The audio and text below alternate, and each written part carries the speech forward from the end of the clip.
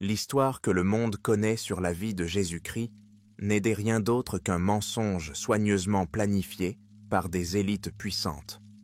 Ce mensonge, s'il est découvert, a le potentiel de détruire les fondements de la foi chrétienne. Il ne s'agit pas d'un simple malentendu historique ou d'une mauvaise interprétation. Il s'agit d'une falsification délibérée, soutenue par ceux qui connaissent la Verondian, la vérité. Jésus n'était pas le Fils de Dieu comme on nous l'a fait croire. Vous pouvez vous demander comment je peux affirmer cela.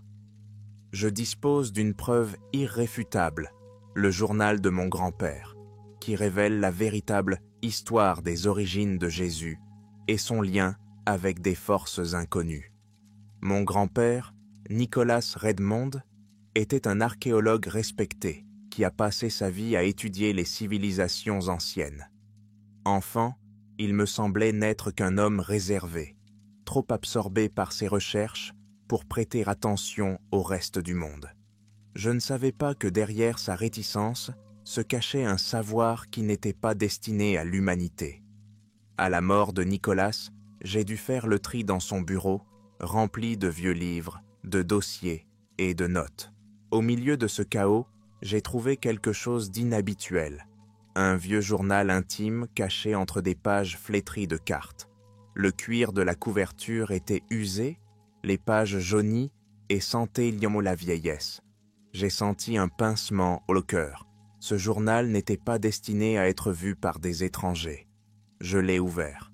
Les premières pages étaient ordinaires, des notes sur les fouilles, des descriptions d'objets. Mais plus j'avançais dans ma lecture, plus le texte devenait chaotique. Les notes semblaient avoir été écrites par mon grand-père, à la hâte, sous l'emprise de la peur. Et puis, parmi ces lignes, je suis tombé sur les mots « Himalaya, 1967 ». Mon grand-père dirigeait une expédition dans l'une des régions les plus inaccessibles de l'Inde. Ils sont tombés sur une ancienne grotte qui, selon les habitants, était maudite. À l'intérieur de cette grotte, lui et son équipe ont découvert un mystérieux manuscrit qui a changé sa vie à jamais. Le manuscrit, trouvé dans une pièce secrète, contenait des révélations choquantes. Il affirmait que Jésus de Nazareth n'était pas un homme ordinaire, mais un être mi-humain, mi-messager d'une civilisation extraterrestre. Cette civilisation, connue sous le nom d'Éphérien, avait suivi l'évolution de l'humanité pendant des milliers d'années, et Jésus a été leur plus grande expérience. Mon grand-père a décrit le manuscrit comme un document extraordinairement ancien, écrit dans une langue inconnue, mais avec des notes en sanskrit et en araméen. Il n'a pu en traduire qu'une petite partie, mais ce qu'il a appris l'a profondément bouleversé. Ce manuscrit affirmait que Jésus était le résultat d'une intervention high-tech d'une race extraterrestre. Sa naissance n'était pas un miracle divin, mais le résultat de l'implantation artificielle d'un embryon dans l'utérus de Marie. Selon le manuscrit, Marie n'a pas été bénie par le Saint-Esprit. Elle a été choisie en raison de son profil génétique. Les Éphériens, des êtres de religion à l'énergie lumineuse, ont projeté la vision d'un ange devant elle pour la calmer et la persuader de se soumettre au processus. Cet ange était une projection holographique d'un de leurs représentants, créé pour éviter le choc et la résistance. Ensuite, à l'aide d'une technologie insondable pour l'humanité, ils ont procédé à une insémination artificielle en lui implantant un embryon génétiquement modifié. Le manuscrit révèle également que l'apparition de l'étoile de Bethléem était en fait le mouvement d'un navire éphémère accompagnant leur expérience. Le phénomène, pris pour un miracle, était une démonstration soigneusement planifiée de leur technologie. Les trois sages, selon le document, n'étaient pas du tout des sages ordinaires, comme le prétend la Bible. Ils étaient des agents dévoués des Éphériens, apportant non pas des cadeaux symboliques, mais des substances nécessaires pour stabiliser le champ énergétique du nouveau-né Jésus. Mon grand-père a écrit qu'au cours des premiers jours de sa vie, Jésus a manifesté des capacités inhabituelles. Sa présence provoquait des fluctuations d'énergie autour de lui, entraînant des comportements étranges chez les animaux et un profond sentiment de crainte et d'angoisse chez les hommes. Même Marie, qui aimait son fils, ne pouvait se défaire de la peur que lui inspirait sa nature inhumaine. Les Éphériens continuèrent à l'observer grâce à leur technologie. Leur vaisseau, qui ressemblait à la lumière des étoiles, planait au-dessus de son lieu de naissance, assurant protection et communication. Ils savaient que leur expérience aurait pu devenir incontrôlable, mais ils pensaient que leurs objectifs justifiaient le risque. Le manuscrit affirme que Jésus a été envoyé sur Terre avec une mission spécifique, amener l'humanité à un niveau de conscience plus élevé. Son but n'était pas de créer une nouvelle religion, mais d'enseigner aux gens à contrôler leur énergie intérieure et à changer la réalité par le pouvoir de la pensée. Cependant, même les Éphériens ont sous-estimé la complexité de la tâche à laquelle Jésus était confronté. Le manuscrit décrit l'enfance de Jésus en détail, notant des moments que les textes traditionnels omettent ou déforment. Dès son plus jeune âge, il se distingue des autres enfants. Ses capacités se manifestaient spontanément, provoquant souvent la surprise et la peur de son entourage. Par exemple, lorsqu'il était encore enfant, toute manifestation d'émotions fortes pouvait provoquer des événements étranges. Des objets se déplaçaient d'eux-mêmes. Des lumières s'allumaient de soudainement dans la maison, même s'il n'y avait pas de bougie. Mon grand-père a décrit en détail un incident mentionné dans le manuscrit qui a marqué un tournant dans la vie du jeune Jésus. Il avait environ 6 ans lorsqu'il fut pris de colère pour la première fois. Un autre enfant le taquinait et, sous le coup de l'émotion, Jésus a accidentellement libéré une puissante impulsion énergétique. Cette impulsion a fait tomber le garçon à terre et il a cessé de respirer pendant un moment. Lorsque Jésus s'est rendu compte de ce qu'il avait fait, il a intuitivement utilisé ses pouvoirs pour ramener le garçon à la vie, mais les conséquences de l'incident l'ont profondément ébranlé. À partir de ce moment-là, Jésus a essayé de réprimer ses émotions. Il a commencé à éviter les conflits, essayant de ne pas blesser ceux qui l'entouraient. Cependant, cela ne l'a pas épargné des regards étranges de ses voisins et même de certains membres de sa famille. Marie priait souvent pour que son fils trouve sa place dans le monde, bien qu'elle ne sache pas qui il était vraiment. Le manuscrit mentionne également qu'à l'âge d'environ 12 ans, Jésus a commencé à entendre une voix.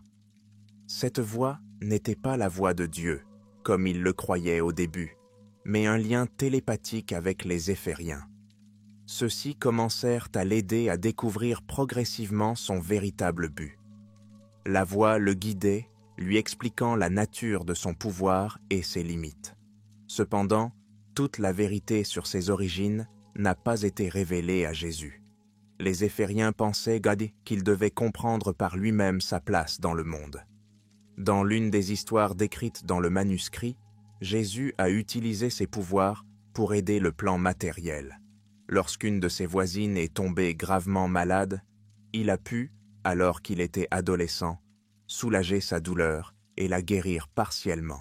Mais cet acte l'a gravement privé de son propre pouvoir. Pour la première fois, il s'est rendu compte qu'en utilisant son pouvoir, il se privait de son énergie vitale. Cette découverte le plongea dans une profonde réflexion. Il commença à s'entraîner en secret, essayant de trouver des moyens de conserver ses forces et de gérer son énergie. Le manuscrit souligne que chaque utilisation de ses pouvoirs est un dilemme moral et physique pour Jésus. Son pouvoir était immense mais limité, et il ne pouvait pas l'utiliser indéfiniment. Les Éphésiens, malgré leur ingérence, ne lui ont donné qu'un minimum de conseils, estimant qu'il devait faire son propre parcours de formation. Le manuscrit décrit comment Jésus, en mûrissant, comprend de mieux en mieux la nature de ses capacités. Ces miracles n'étaient pas une manifestation de la puissance divine, comme on le croit généralement, mais le résultat d'une manipulation de haute technologie mise en place par les Éphésiens. Il l'avait même doté de la capacité de contrôler l'énergie à un niveau inaccessible aux humains ordinaires. Cependant, chaque utilisation de ce pouvoir épuisait son corps physique, limité par la nature humaine. L'un des premiers miracles connus mentionnés dans le manuscrit est la transformation de l'ouzo en vin. Lors d'une cérémonie de mariage où la réserve de vin s'est soudainement épuisée, Jésus a utilisé ses pouvoirs pour changer la composition moléculaire de l'eau. Cela paraissait incroyable à ceux qui l'observaient, mais pour les Éphériens, une telle manipulation de la matière relevait de la routine. Un autre miracle célèbre, décrit dans le manuscrit, est celui de l'alimentation de milliers de personnes avec quelques pains et poissons. Selon le texte, Jésus a utilisé la technologie éphérienne qui lui avait été donnée pour cloner de la matière organique. Cependant, ce miracle a été une épreuve pour lui. Il s'est vidé d'une grande partie de son énergie et son état s'est détérioré par la suite. Le manuscrit indique qu'après cet événement, il n'a pas pu quitter son lit pendant plusieurs jours. Le manuscrit souligne que chaque miracle a un prix. Par exemple, lors de la guérison de l'aveugle, Jésus a utilisé son énergie pour réparer les tissus endommagés de l'œil. Mais ce n'était pas seulement une dépense d'énergie. À chaque guérison, il perdait une partie de sa force vitale. Cela explique pourquoi Jésus avait l'air hagard et faible après chaque miracle. Le manuscrit a appelé la résurrection de Lazare l'épisode le plus mystérieux. Cet incident a marqué un tournant non seulement pour Jésus, mais aussi pour ses disciples. Lazare était mort depuis plusieurs jours et les traitements traditionnels étaient impossibles. Jésus, sachant qu'il pourrait s'agir de son dernier grand miracle, a utilisé toute l'énergie qui lui restait pour ramener son ami à la vie. Le manuscrit souligne que cet acte a pratiquement détruit sa force vitale, le laissant dans un état de faiblesse extrême. Les Éphésiens qui le regardent commencent à s'inquiéter. Ils ne s'attendaient pas à ce que Jésus utilise ses pouvoirs aussi souvent. Leur objectif initial était différent. Ils voulaient qu'il devienne un vecteur de connaissances et d'idées, et non qu'il détruise son corps pour faire des miracles. Cependant, Jésus pensait que c'était le moyen d'atteindre le cœur des gens. Le manuscrit révèle également les secrets de la naissance de Jésus. Sa mère, Marie, n'a pas été fécondée naturellement. Les Éphériens ont utilisé une technique que les anciens percevaient comme un miracle divin. Au cours d'une de ses méditations nocturnes, Marie a vu une lumière vive et, dans cette lumière, une figure ressemblant à un ange. Il s'agissait en fait de l'image holographique de l'un des Éphériens. Il l'avait choisi pour une raison précise. Son ADN était adapté à la création d'un hybride. Le manuscrit indique que la comète, que l'on croyait être l'étoile conduisant les mages, était en fait un vaisseau spatial éphérien. Elle a resté dans le ciel jusqu'à ce que Marie donne naissance à Jésus. Les mages mentionnés dans la Bible étaient en fait des membres d'un ancien ordre associé aux Éphériens. Ils ont appris la naissance de l'hybride et lui ont apporté non seulement des cadeaux, mais aussi des substances nécessaires pour stabiliser son équilibre énergétique. Dès les premiers jours de la vie de Jésus, les Éphériens ont contrôlé le processus de sa maturation. Ils observaient son développement de loin, sans intervenir directement, mais en le guidant périodiquement par des signaux télépathiques. Le manuscrit décrit que Jésus ressentait souvent une voix dans sa tête qui l'aidait à prendre des décisions et à comprendre la nature de sa mission. Le moment clé se situe au moment du baptême de Jésus par Jean. Le manuscrit affirme qu'il ne s'agit pas seulement d'une purification spirituelle, mais d'une activation énergétique. Les Éphériens ont utilisé ce moment pour lui donner les dernières connaissances et outils dont il avait besoin pour remplir sa mission. Ils avaient modifié son potentiel énergétique, le rendant capable de résister à l'énergie négative de l'humanité. Après son baptême, Jésus a pris pleinement conscience de sa nature et de son véritable but. Le manuscrit affirmait que sa mission n'était pas seulement de sauver l'humanité spirituellement, mais aussi de protéger la planète d'une éventuelle catastrophe. Les Éphériens pensaient donc que les personnes de plongées dans le chaos et l'énergie négative pouvaient non seulement causer la destruction de leur civilisation, mais aussi perturber le fragile équilibre des forces cosmiques. Jésus savait que chacun de ses actes, chacune de ses manifestations de puissance, lui coûterait une partie de son énergie vitale. Le manuscrit mentionne que ces guérisons, résurrections et autres miracles étaient en fait des manifestations de la technologie éphérienne intégrée dans son code génétique. Il pouvait manipuler des énergies que les anciens humains ne pouvaient même pas réaliser, mais ces activités épuisaient gravement son corps et son esprit. Les résurrections étaient les plus débilitantes. Le manuscrit mentionne le cas de Lazare, lorsque Jésus a utilisé une énorme quantité de son énergie pour le ramener à la vie. Après ce miracle, il pouvait à peine se tenir debout. Il a commencé à avoir des visions et a compris que son séjour sur terre touchait à sa fin. Le manuscrit explique en détail comment Jésus s'est préparé à son ultime sacrifice. La dernière scène n'était pas seulement un événement spirituel, mais un rituel spécial pour transférer son pouvoir à ses disciples. Le vin et le pain qu'il offrait à ses apôtres étaient imprégnés de son énergie. C'était une manière de les fortifier et de leur permettre de poursuivre sa mission après sa mort. Cependant, Jésus était conscient que sa mort serait plus qu'une simple fin physique. Il savait que son corps deviendrait un conduit pour l'énergie négative accumulée par l'humanité. Le manuscrit décrit cela comme la création d'une ancre énergétique capable de retenir la force qui détruirait la terre. Le manuscrit décrit les derniers jours de Jésus avec une précision terrifiante. Son arrestation et sa torture faisaient partie d'un plan ancien, conçu par les Éphériens. Chaque coup, chaque blessure était nécessaire pour préparer son corps à l'épreuve ultime, accepter et absorber toute l'énergie négative de l'humanité. La croix sur laquelle il a été crucifié est décrite comme étant plus qu'un simple instrument d'exécution. Elle a été créée par les Éphériens pour transformer la douleur physique en un champ d'énergie capable de stabiliser le chaos. Le manuscrit affirme que la crucifixion de Jésus n'est pas un symbole du martyre, mais un processus cosmique. Chaque goutte de son sang, chaque seconde de sa souffrance, a formé des circuits énergétiques invisibles qui ont lié l'énergie négative accumulée sur Terre. Lorsque Jésus a prononcé ces dernières paroles, « Père, pourquoi m'as-tu abandonné ?» Il ne s'adressait pas à Dieu au sens traditionnel du terme.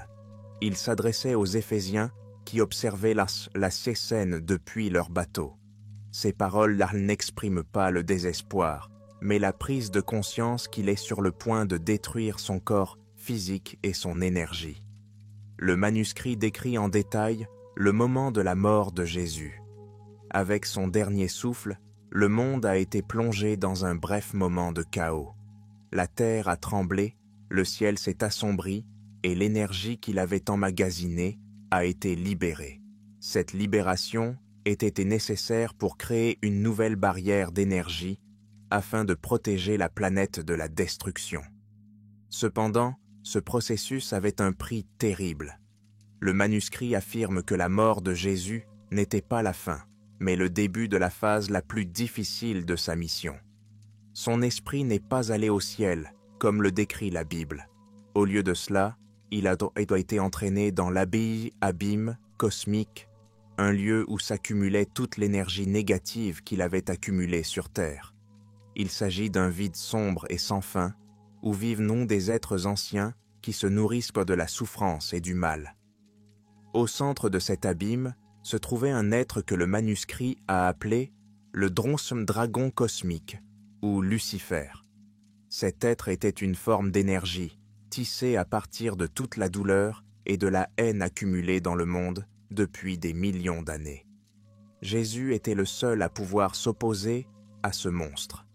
Selon le manuscrit, Jésus a utilisé toute l'énergie qu'il avait accumulée pour renforcer les chaînes qui retenaient Lucifer. Chaque chaîne qu'il créait affaiblissait son propre esprit, mais il continua jusqu'à ce qu'il ait accompli sa tâche.